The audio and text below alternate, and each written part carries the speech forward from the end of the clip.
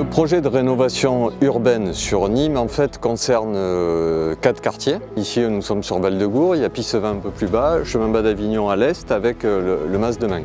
Derrière moi la tour Avogadro qui est la plus haute tour de Nîmes. C'est la concrétisation de ce projet en rue 2 et c'est son véritable commencement. C'est un projet qui a été annoncé très tôt, qui est très attendu par les habitants.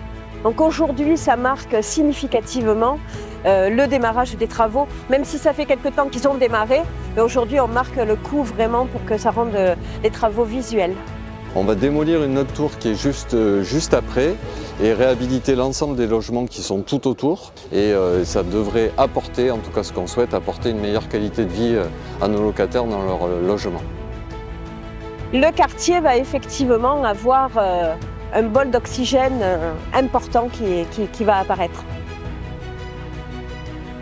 Une opération de grande envergure qui touche à la pierre, mais qui touche, et vous l'avez rappelé Madame la Présidente, avant tout à l'humain. Car bien en amont de ces grignotages, un long de travail de relogement a permis à la quasi-totalité des locataires de se reloger selon leurs souhaits sur l'agglomération et principalement sur la ville de Nîmes.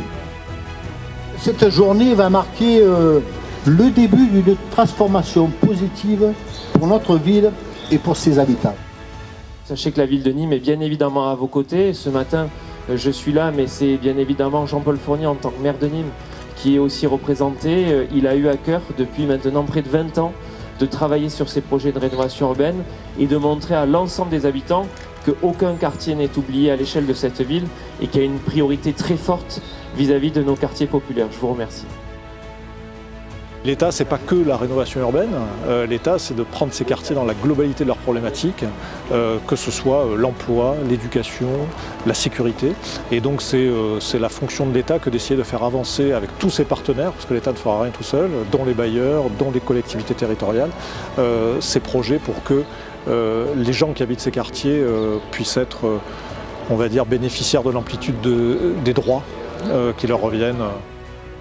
On va démolir sur l'ensemble de notre parc 706 logements. Dans le cadre de la rénovation urbaine, on va reconstruire 706 logements et qui vont être reconstruits en dehors des quartiers. Aujourd'hui, le logement social, il est créé avec des ensembles résidentiels qui sont très beaux. Parce que si on veut que cela fonctionne, si on veut qu'il y ait un art de vivre dans les résidences, pour les gens qui sont locataires, eh bien, il faut que les résidences soient agréables à vivre tout simplement.